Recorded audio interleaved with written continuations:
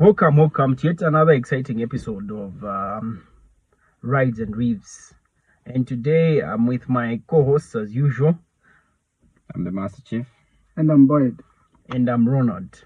So today we are discussing Dandy Krazy, his death, and we'll talk about the plight of artists and what is like our artists adequately supported, and there's so much that was brought to light after the death of the late Dandy Krazy, a very big artist, somebody that is behind so much that has gone on in terms of Zambian music. The person, even political change. Yeah, even politics. But I refuse to just brand him as a politician merely because not branding him as a politician, but you remember 2011 when he did that song, which more or less became like the theme song for like change to the song. Yeah, that's what I mean. But again, all that again, for me, all that brings back one thing, to just him being a great artist, because it calls for a certain level of talent for you to be able to sway people to influence people into a certain direction. Yeah. And he has done that not only on one occasion, he did that on two occasions. It's not only the Don't Kureva song that was seemingly had the political connotation. The Koropa.com song also had the political connotation, though it was not. I don't think initially it was a political song, and then he has done so many other political songs. Yeah. But besides just the political music, this person had, if you listen to the catalog of music he has, and then the work he has done in the background, he has brought a lot of people to the limelight. Yeah. So those things end dearly. I feel like it is a very big loss for the Zambian music industry. Yeah, it is. So like going with that thought now, going into like the conversation that we want to have. So like can we say our artists have been sort of like well taken care of? Like, are they privileged, with the fame that comes with them being artists or musicians or something those lines? So if you ask that question, who are you referring to? Who's supposed to take care of them? Okay, so in this case, when you talk of taking care of artists, right? It starts first of all with us, the fans, appreciating the person, obviously, by either attending their shows or buying their music and not pirating it. And then also, like, obviously, there are labels that these artists are signed under, right? Mm-hmm. So when they do their music, obviously the music is on various platforms. So, do they continuously generate revenue from their music, or is it a thing where, like, okay, they do a song, it hits, then they start touring, and that's the only money they're making from that, Then when they lose some zeal, then it ends there. Yeah, exactly. So like when they're up here, it's all well, like all good, right? Mm-hmm. But what happens to them when they sort of like the fame starts like dying down? Because it's inevitable. It's gonna happen whether they like it or not. One good example that I can give: everyone danced to Africa's songs. Now no one does. So I don't say no one. I mean, you could still listen to Africa. Yeah, but not as much as it was. I think like the way you're putting it, saying no one dances to Africa's songs would not really paint the right picture. Yeah, exactly. So I think like when you talk about the way you're putting it, are these artists being appreciated? Do they get the credit they get? That question is twofold. It can either be yes or no. Mm-hmm. But if we say they're not being appreciated, whose fault is it? Is it their fans that are not just appreciating the artists, or there's something that an artist has to do to be appreciated? Well, I feel like that's like cutting both ways, right? Because there's certain things that obviously artists have to do to remain relevant. I'll give an example of like 50 Cent, right? He was touring like not so long ago. Which music was he doing? He wasn't doing new music, right? He was doing like music that he did 20 years ago, but then people are buying tickets to go and see him. So what's so different with like the local ones, doing the same thing? Or if you go on YouTube for the same artist, you find there's maybe 21 questions has hit like 2 billion views on YouTube or something like that. So meaning people are continuously streaming that music, isn't it? And obviously with that comes revenue. So I guess when you say the artist part, then the question comes in to say, do they do music that is going to stand the test of time? Or is it a thing where like the music is going to be just like, okay, for this year, and it ends maybe a few years down the line, it ends there, and nobody really wants to like to listen to that music, especially when it comes like to political like inclined music, right? Certain people, obviously, when you listen to a song that somebody did when a certain political party maybe was being ushered into government or ushered out of government, right? It triggers certain emotions or certain feelings, and you tend to have a bias towards or against that artist, isn't it? So it's both ways, I guess. So what you're saying, okay, without even going outside the country, let's bring it home. We have an artist like Danica. It's been a while since Danica had released any new music. He's been doing his classics, and he's still as relevant. Of course, not as relevant as he was back in the days, because I can remember back then in 2003 when he dropped Yakumboyo and the years that came after that, Danica was a big name. I think if we're to compare Danica then and now, it would be like the way Your Maps is now. That's how those guys were back in the days. We had Chameleon back then that were that big. But then, despite the fact that those guys are no longer that big, there's a way in which they are managing their music that other artists are failing to do. So they're still commanding respect. Because if you talk about the Kaya Fest, like the Kaya Fest they had last year was like one of the biggest musical events we had last year. It was a local event. It was just centered around one person.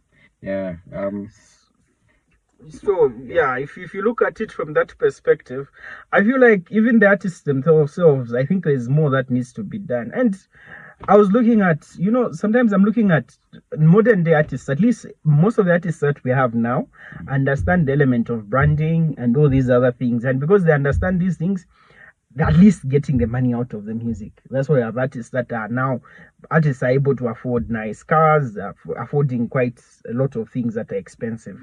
Bringing back even to Dandy Krazy, I saw during his funeral, people were trying to talk about his house not being complete and all these other things, that the vehicle he died in was not his own. It's like he just borrowed a vehicle, like the man was struggling financially and all these other things.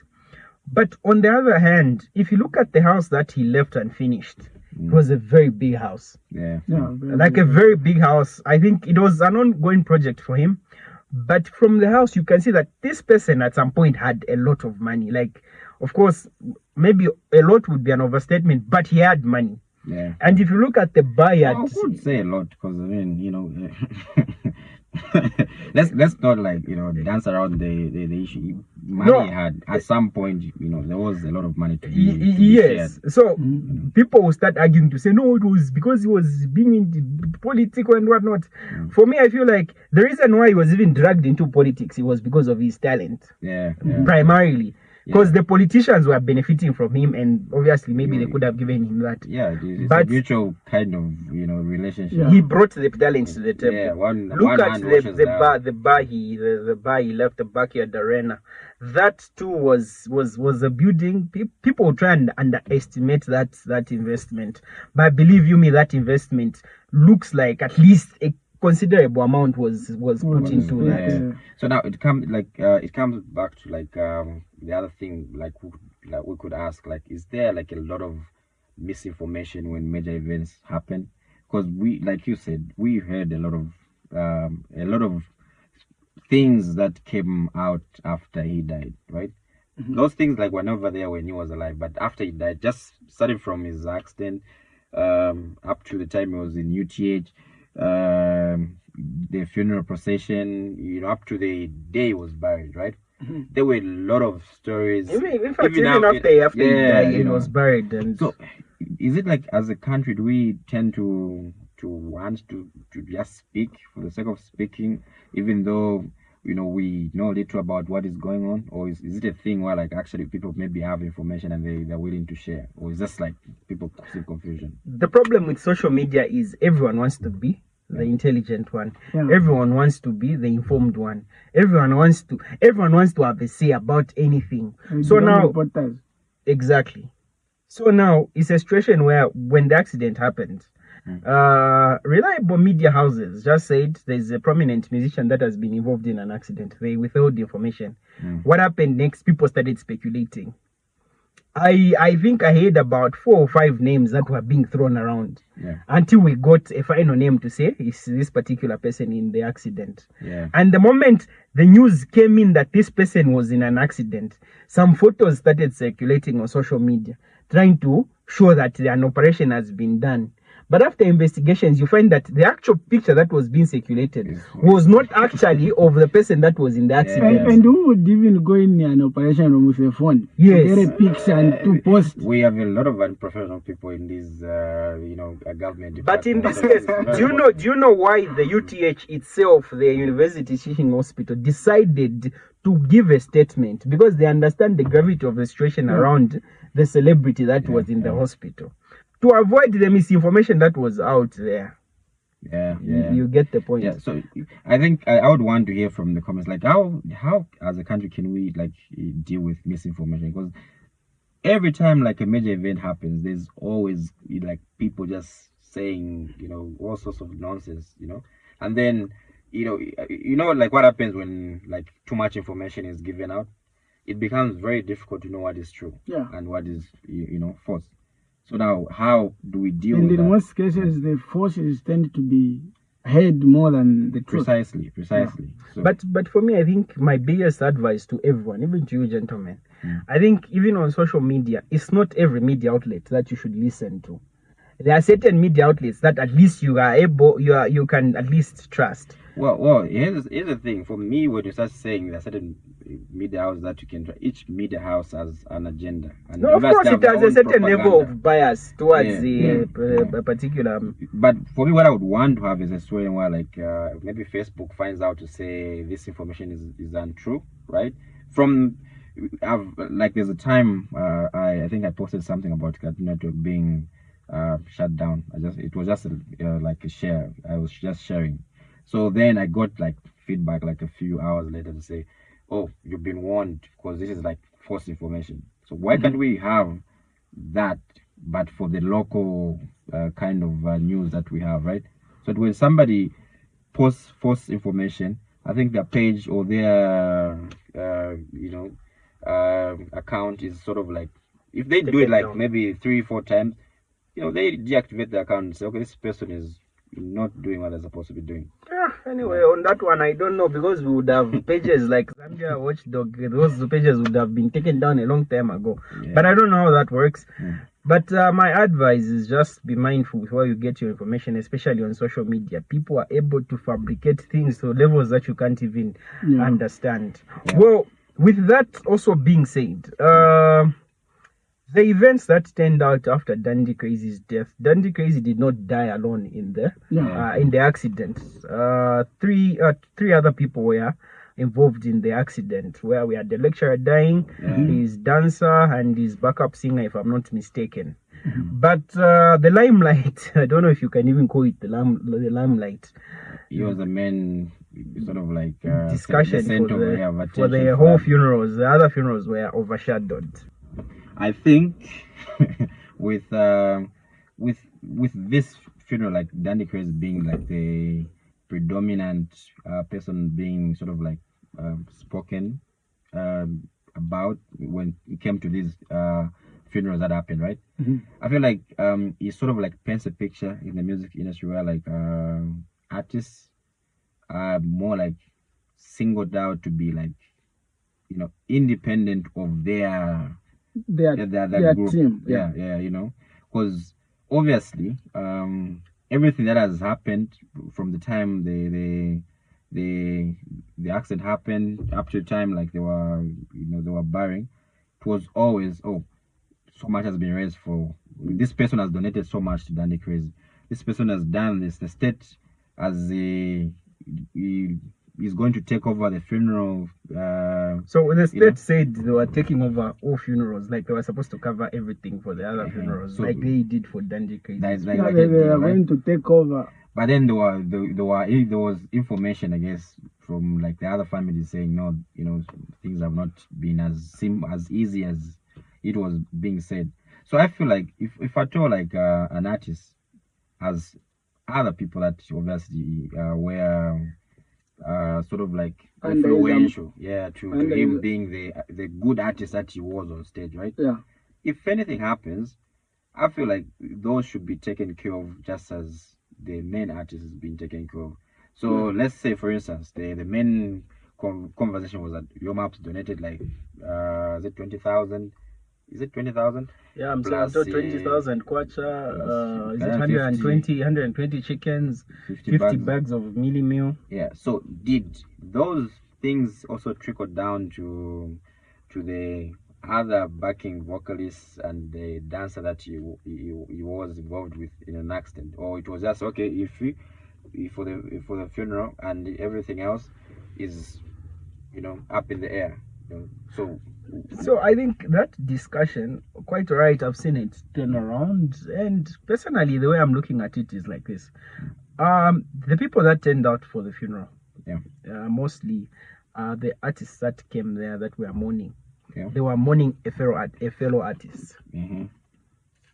You understand? And what kind of art was he into?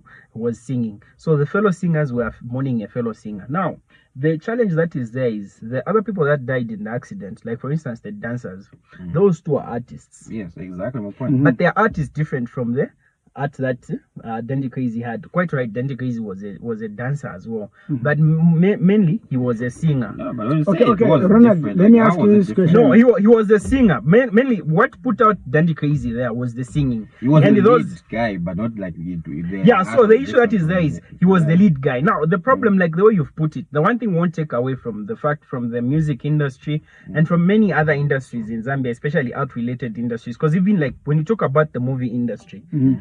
Mostly you find that the people that get the credit for the movies that they make are the actors than the people in the background. The directors. Well, I mean, if it's a Zambian movie, maybe you might be right. But have you ever watched the movie up to the end? Which movie? Any movie that's any movie, even Zambian movies, you find that at the end there'll be credits and all that. Yes, but even Zambian movies, even if they have those credits, how often do you read those credits? Probably I don't, but then the fact so if you don't read those credits, it means you don't acknowledge the people that have made that movie. No, I do. So I mean, the movie there's like names being put there. Okay, these are so I've seen people talk about movies like in America, right? Yeah. They'll talk about a movie, and the moment a movie is mentioned, they'll talk about the director behind the movie. Yeah, exactly. Instead of talking about maybe the lead actors and whatnot, they'll talk about the person that directed that movie and maybe a producer. They're acknowledging the people that were behind the scenes instead of just looking at the people that were behind the camera. Yes. So now, even here in Zambia, the problem we have is these people like dancers, the backup singers, the band. Usually, those people don't, even the producers, don't really get the credit they deserve. I feel this is just my personal opinion. But there are a number of producers like the DJ Mzengamen, those are known, Even if they are known, but how often do you think, even if something happened, they would really like be appreciated? At least, Mzenga Man, KB, those are known because at least they're even putting out music in their name. But because they're not performing artists, it's difficult to get. I think like you're getting it out of context because, like you said earlier on, say nowadays, like music has been like certain artists are taking it as a brand, right? A brand is not an individual; it's like a group. Like like what you stand for, isn't it? So for instance, there's this guy is Rich Busy. He's known for his flamboyant dancers and so on and so forth, right? Even him, I think he can dance very well. Yeah. So his brand is that when you hire him, he's going to come with those people and they're going to put on a show, isn't it? So now, if something happens to him and let's say the rest of the crew, right? Are we supposed to say, okay, you know what? yeah, we are artists, or we are singers, so meaning we're going to look out for our singer. Then later on, when it's convenient for everybody, then we're going to deal with those other people. So for me, I don't think that's the way to go about it. But I feel like these dancers, the backup vocalists, they should have also, like the way artists are, receive the same credit as what I'm trying to say is artists. There should be a form of structure that should be able to represent them in an event in such eventualities, because nobody is talking for them now. People are only interested in the performing artists. Precisely. That's why, like, as like my conscience is sort of like I'm seeing a lot of people like say no, an account has been opened for this person, for anybody to donate, or this concert, all the money the family can get. I'm assuming even those backup vocalists and the dancers had families. Some of them might have even maybe children that are even younger than the children for the main artist, right? So now, are we just going to sit here and just say, okay, you know what? Yeah, the show that was held yesterday, all the money just goes to him. Or what should be done? So I feel like we could do a situation where, like, the money is whatever the main artist is given, it's also shared to those people that he was with. Because I mean, it's just human, I guess. Or common so now, sense, I guess. you see, it brings us back. I'm talking about structures. These dancers needs to have structures that should be protecting them. So you find that even the dancer that died from the Dandy Krazy dance, you find that he has no proper contract indicating that he dances for Dandy Krazy. Yeah. It's just one of those things whereby Dandy Krazy knows this guy is my dancer. Whenever I have a show, I'll call him, we'll perform, and when we perform, whatever money I'll get, maybe I'll give him something. Yeah. But whatever he gets is not properly defined. You understand? In an event of an accident, let's assume the dancer dies, Dandy doesn't die. Yeah. What happens? How is Dandy going to cover that person's family's loss? Or if he's crippled and he can't dance anymore. In an event that they go for, because a lot of things happen. Yeah. Now these people are not protected. That's why my interest is, because you see the way an artist, people came out for an artist. They did everything they could for an artist, and they're still doing more. Yeah. They are the show. They are yesterday, and the show, the turnout was good. The artists came to support their fellow artists, and these artists still came with dancers. But they're dancers because these people are good and they make the show very interesting. Precisely, but these people, because nobody's going to go and watch somebody just sing standing there. They're going to watch somebody sing as well as watch what people are doing. Like, I keep giving examples to these international artists. Like, you saw what happened, like, in South Africa, Chris Brown, right? Brown, yes. People jumping from the underneath the stage, isn't it? That made the show to be like, come to life. So you think those dancers just come from nowhere? Those are professional dancers, and that's what they do for a living. In an event of an accident, those guys I'm sure they should have insurance. Are you saying but in Zambia, how many dancers do you think have all those things? I get what you're trying to say. They're supposed to sign a contract, but then from a humanitarian point of view is where I'm looking at it from. Whether contract or not, these guys, you can't say they're not professional dancers. Dandy Krazy's dancers were good at that, right? They were with him for like a really long time. I think one of them died like way back, but nobody. I knew that like a few weeks ago, or a few days ago after the same funeral, right? What I'm saying is, just from the humanitarian point of view, whatever is given to the boss or his boss, right, should trickle down to those other people. Maybe in a small percentage. We are not saying they should be of the same percentage of value. Precisely, because when you say, like, I saw it, or is it on Biflo's page, they were saying, no, there'll be another show, that will be held for those other two people. I don't think it's going to have as much impact as the show that was held yesterday, isn't it? So why not just share what is there? And then if at all you feel like there's more that needs to be done, let it be done, and let the proceeds go to those three families, since it was one group or one group of people trying to entertain the masses. You understand what I mean? Not that they should. Obviously contracts and structures. Yeah, that needs to be there. But I'm assuming maybe it's even there, but just one of those things. Because we cannot say if at all like what you're saying is true, then what you're saying is that Zambian artists are taken as a one-man show. But that's what it has always been like. But so, that's not how it should be. No, yeah, because of course. They all rise to film because there are people that are backing them. No songwriters. For me, I know what you're talking about. But the reality is that Zambian artists, in most cases, are a one-man show. Me, I know what it means. Even when a song is nominated for a Grammy. Remember last time we were saying Sampa the Great was nominated for a Grammy. Benny Blazer was nominated for a Grammy. Do you know how those guys were nominated for a Grammy? Because a song that they worked on, that is not even a Zambian song, was nominated for a Grammy. And then everyone that had anything to do with the song was also nominated. You understand what I mean? That's recognizing the effort of everyone that worked on that song. But in Zambia, if an award is given to any artist for a song, the only person that gets the credit is the person getting the award.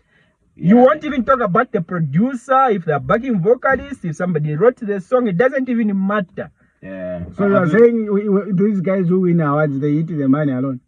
Of course. They do.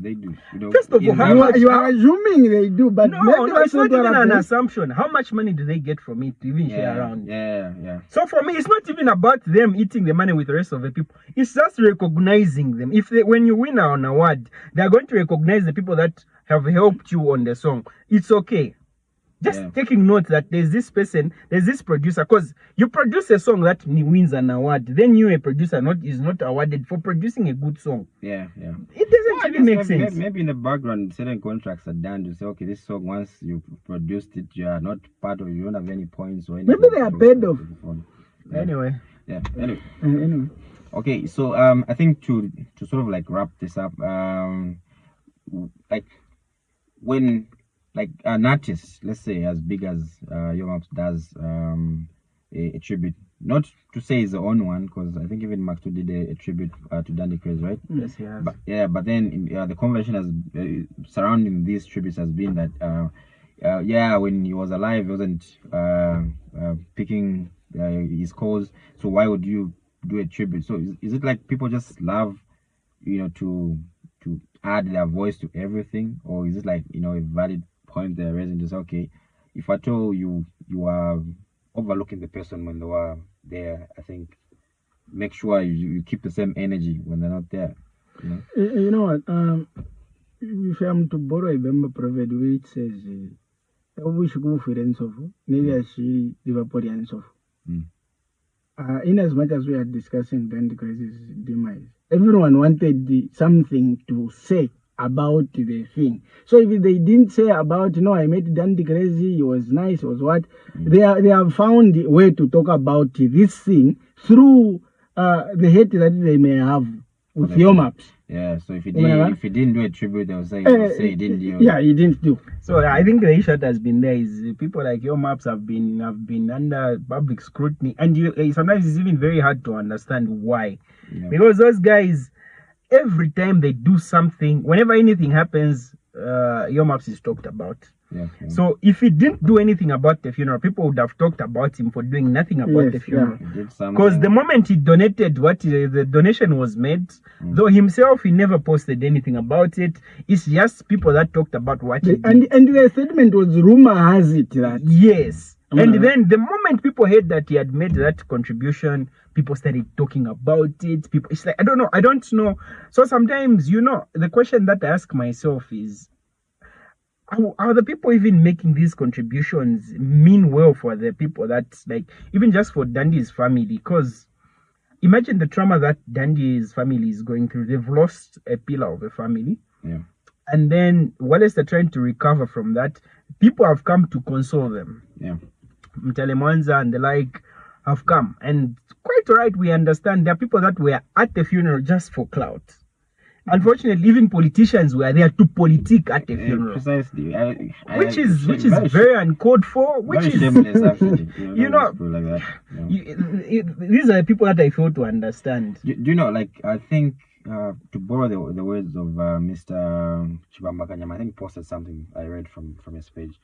When Jim Carter died, he was a former president of the US. I think last week, they were burying him last week, I think.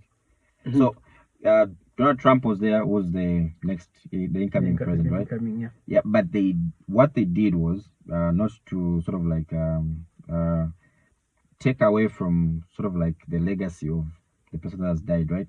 So they limited the speeches to like the president only.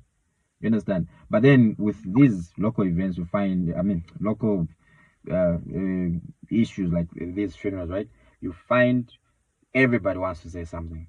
And when everybody wants to say something, you're going to have confusion because everybody wants to say something different from the other person, right? The previous one, yes. So I feel like since the state was sort of like taking over this funeral, they should have let somebody from their state, maybe the minister of. Of course, the minister came and he gave a speech. He should have been the only one. I just loved the thing that one thing he said. He said, "We are here to mourn an artist," and the 3/4 of the people, I believe the people that were mourning Dandy, mainly were mourning him as an artist, not as a member of a particular political party. Yeah.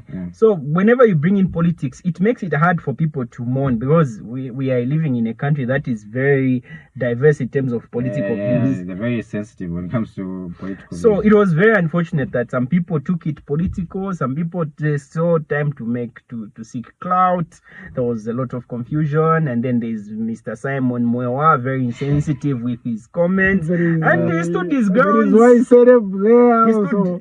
There was Running also, after the big man. No, I feel Was like they should really, like going forward. I'm assuming lessons have been drawn from what happened at the same event, right?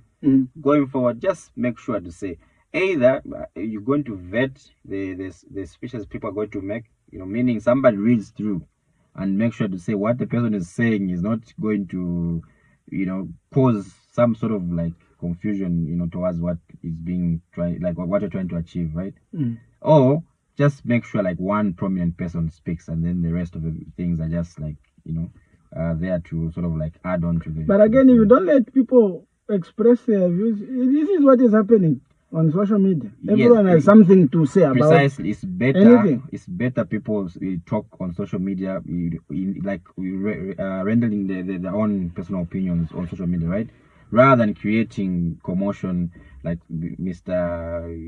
Lubin did with his speech at the funeral, where he just starts talking about maybe something that happened. I don't know whether he was jacked or something like that. So that was unnecessary, So he shouldn't have even been allowed to speak in the first place. Some people just gag them. The only way you gag them is not to allow them to speak. But I think overall, Dandy Krazy was a great musician. The country has lost greatly.